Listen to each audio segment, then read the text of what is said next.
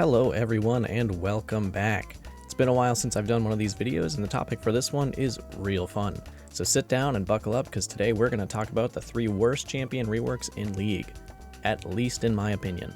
Keep in mind that everything I say is highly subjective and not everyone will share the same view on the matter. If at any point it sounds like I'm making fun of people who main these champions, it's because I probably am. As for what qualifies as a rework, we are looking for champions that have had a massive, if not complete, overhaul of their abilities and gameplay. Their design and theme may play a part in some of these too, but it won't be the main focus. If by the end of the video you agree, disagree, or are just really mad, let me know in the comments. Now without further ado, let's start at number 3. You know him, you love him, he's the undefeated champion of 1v1ing the weakest person on the team, it's Mordekaiser, the Iron Revenant. Look, before you submit a peer-reviewed essay in the comments explaining how he's the coolest, most epic champion in the game, I want you to know, I completely agree. Believe me, Mordekaiser has been one of my favorite champions in the game since I started playing back in Season 4, and yes, I'm talking about good old Pizza Feet, before Riot hit him with the angle grinder and made him cool as fuck. So yes, he is absolutely the most metal champion in the game, and while I'm more than happy to talk about how good his theme and visuals are, that's unfortunately not the point of today's video. He is number 3 on the list for a reason, and while I may not like the kind of champion that Riot turned him into, he's definitely not the worst case of a bad rework, so I won't be gutting him as hard as the others. Not that he has guts. Right? Before we look at modern day Mordekaiser, let's take a look at what he used to be.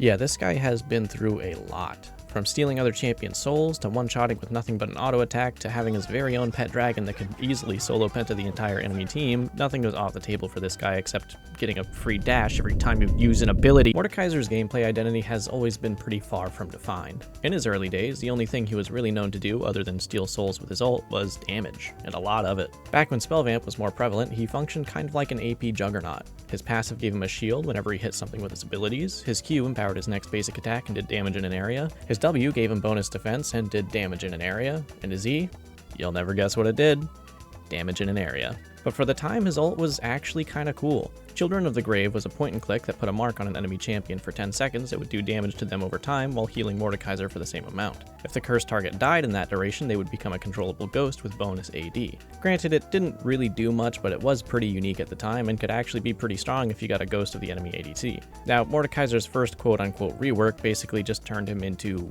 a mess. No, really, I mean, this guy's stats were all over the place. They added AD ratios to some of his abilities, made his Q basically triple in damage for the next 3 hits, with the third one actually sending a champion straight to hell, and they gave his ult a passive that let him have a controllable ghost of the dragon just by hitting it with abilities before it died. All of this was done in an effort to get players to take him bot lane more, hence the random dragon interaction. My working theory for this is that they really hate ADCs, and honestly, I think I might be right. So with all the information given, I think it's clear to see that Riot had no fucking idea what to do with him. And how do you fix a champion with no real identity? You turn them into a stat checker. And I'm talking a true stat checker down to the core, not these loosely designed watered down ones that he used to be. I'm talking Garen level face rolling decimation. And how did they do it? Instead of his abilities doing damage in an area, they took the obvious route and made all of his abilities do damage in an area. Okay, alright, they did more than that. His new passive makes his auto attacks do bonus damage on hit, scaling with 40% of his AP. On top of that, if he lands 3 consecutive attacks or abilities on a champion in a short time, he starts doing magic and percent health damage in an area around him and gains bonus movement speed. This passive can be refreshed infinitely if he continues to hit a champion with auto attacks or abilities, meaning that he is almost guaranteed to have it going anytime you trade with him. Instead of his Q being auto attack based, they gave him this big bonk ability that does damage in a line and deals bonus damage to isolated targets. His W has way more words than I care to read, so it's similar to his old passive but isn't active instead. He stores a percentage of damage that he deals and takes as a potential shield and can activate the ability to turn it into a shield. In addition, he can recast the ability to turn a percentage of that shield into health. His Eve passively gives him magic penetration, like sure, fuck it, just give him magic pen, whatever, see if I care. The active summons a big claw that drags all enemies in its path towards him and deals damage. Now the cool thing about this ability that a lot of people don't realize is that you don't actually have to cast it at max range. Instead, you can place it right in front of you and pull an enemy behind you, which is useful for like getting turreted over something. I don't know, but there it is. The highest level of mechanical prowess you'll see on a Mordekaiser. Finally, his ult is called Cage Match, where Mordekaiser picks a champion and says, I got you for 3 minutes! 3 minutes of playtime! Well, not really, but it's pretty close. Mordekaiser points his mace at an enemy champion, heals himself, then transports them to his Death Realm for several seconds. Death Realm is basically his pocket dimension that nobody can enter or leave for its duration, and are essentially forced to fight Mordekaiser in a 1v1 or try to survive until it's over. Upon entering his realm, the enemy champion loses 10% of all their stats except for movement speed, making it a fair fight. If against all odds he manages to kill the overpowered 0 and 6 ADC he pulled into his realm, he will steal those stats until that champion respawns. So why do I think this rework is bad? Well, thematically I think it's pretty good. Mordekaiser looks cool as hell and his visuals really match his concept. At the end of the day, he isn't a very skill-expressive champion, which isn't so bad on its own. I mean, just look at Zed. Everyone loves that guy.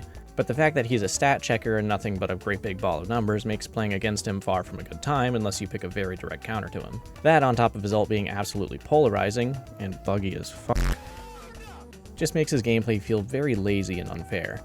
Another glaring issue with him being designed this way is that he is never going to be capable of more than what he's designed for.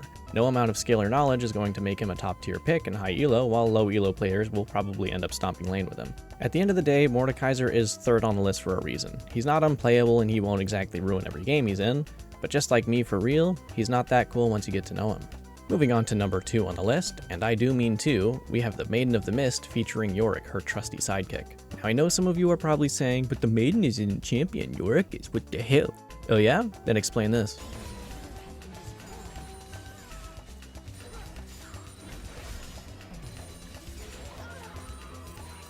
Look, I'm not saying old Yorick was the pinnacle of champion design, but I'd take it over getting 100 to 0'd by a pet any day of the week, but we'll get to that in a minute. Back in the day, Yorick was classified as Yorick is a melee damage dealer who summons minions to do his bidding.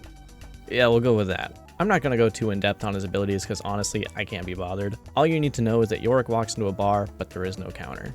Don't think too hard about it. His old abilities would summon ghouls for a short time that did different things, and his passive would increase his damage and resistance depending on how many ghouls he had out at once. His Q would give him bonus damage and movement speed, his W would do damage and slow, and his E would do damage and heal him.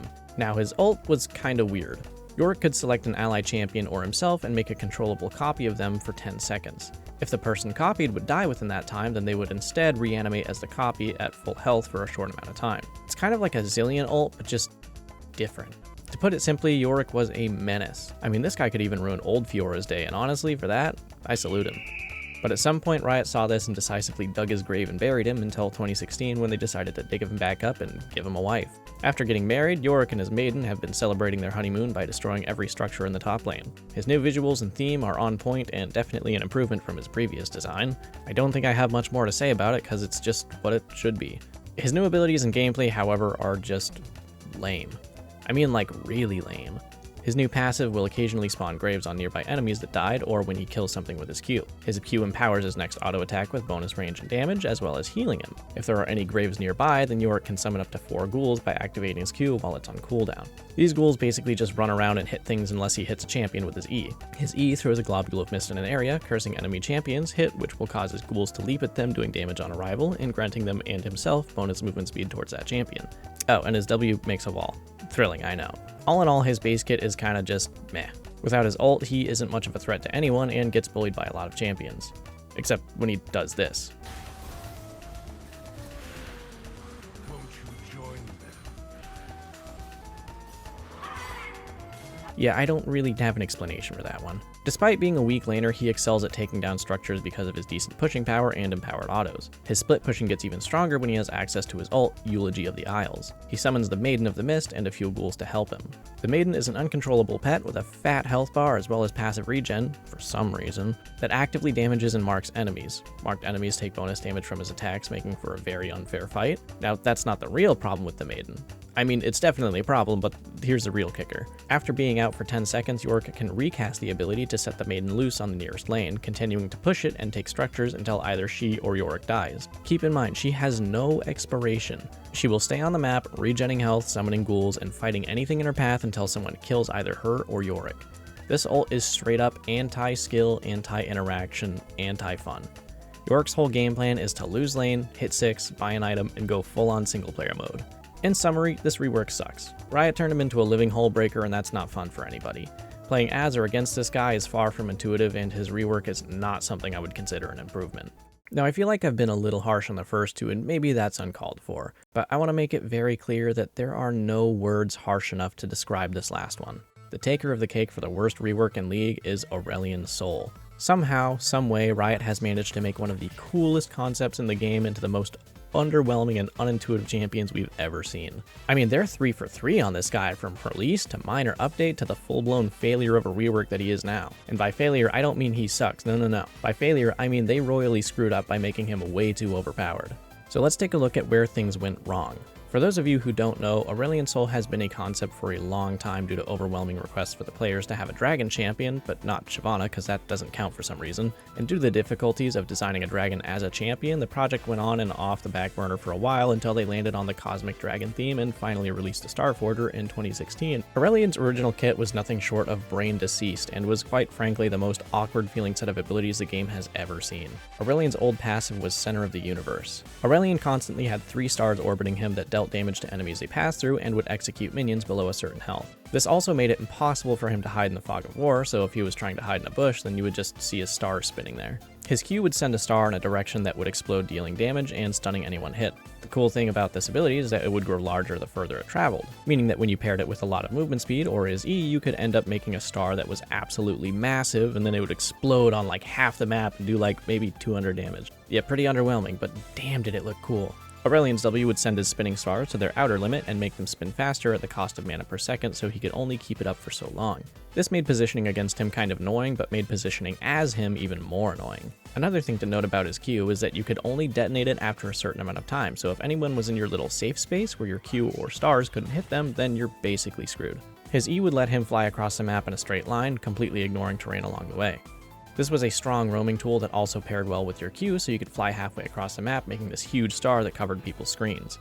And finally, we have his ult. Voice of Light was a big blast of damage in a line that would knock nearby enemies back to his star's outer limit and slow anyone outside of that. The whole game plan was to not let anyone in your no-no zone, which was made a lot easier by getting Rylai's. Any unlucky soul that got tagged by one of his abilities just got permaslowed and pelted with stars until they died, but it felt like it took an eternity. Eventually they made some changes to his W or something, and I can't be bothered to go over it because it was all a waste of time anyways. Aurelion became niche and obsolete, and there were like maybe 2 people in the world that mained him. And then the day of reckoning came. Riot wanted to see him in the spotlight again and breathe life back into his design. But let's play a game. Which of the following do you think they used to give him fun and exciting new kit? That's right, all of the above. Because when it comes to good champion design, the obvious route is to make them a playable win condition, just like another dragon I know. Let's start with Aurelion's passive, Cosmic Creator. This is what's majorly responsible for a lot of his scaling power, and I'll explain how it affects his abilities as I go over them. At its core, hitting enemy champions with his damaging abilities will grant him permanent stacks of Stardust, and those stacks will augment his abilities depending on how many you have. Aurelion's Q, Breath of Light, is a channeled ability that projects a Kamehameha blast in a line anywhere around him. This ability can be aimed while channeling it, dealing damage to the first target in its path and 50% damage to surrounding enemies, and for each second the primary target is hit, it will also do a burst of damage. Since this is his primary damage tool, it's only natural that it has a 3-second cooldown. At ranks 1 through 4, it can be channeled for up to 3.25 seconds. Why 3.25? I don't know. Once this ability is fully leveled though, its channel duration is increased to 160 seconds, so you can essentially just cast it forever. Now, for each stack of Stardust you have, this ability will deal bonus damage based on the target's maximum health, thus feeding into his infinitely scaling power. Aurelion's W is Astral Flight. Simply put, he flies in a target direction while ignoring all terrain. Not so simply put, using this ability will fully refresh his Q cooldown, and his Q can be channeled, as well as his other abilities, while flying and does bonus damage. Takedowns will reduce 90% of his W's cooldown, which basically is just a reset. The flight range will also increase based on the amount of Stardust stacks you have. There is nothing more frustrating to me than having this guy just fly at you, star blasting your face off the whole time, and then just flying away when he's done. If you don't have any abilities up or minions to block for you, then all you can do is desperately run away and hope he can't kill you. Even more frustrating is that without a hard CC, you can't stop him, and no, silences do not work, because it's a dash and not a channeled ability, piece of shit. Aurelion's E, Singularity, is an AoE that does damage, and you know what, here, just look, I don't want to explain the whole ability. This big thing does damage over time and gradually sucks things towards the center and will execute enemies in the center below a threshold. This ability farms for you and completely halts entire minion waves, which is super cool and fun and doesn't completely trivialize wave management as a concept. Finally, we have Aurelion's ult, Falling Star / The Skies Descend, because one version just isn't enough. As the name implies, Aurelion calls a star to land on the rift, doing damage and stunning any targets hit. The Sky's Descend is what it turns into every 75 Stardust stacks. This version not only deals 25% bonus damage in a larger area, but will knock up any targets hit as well as send out a shockwave that spans nearly half of the map, dealing damage and slowing anyone hit.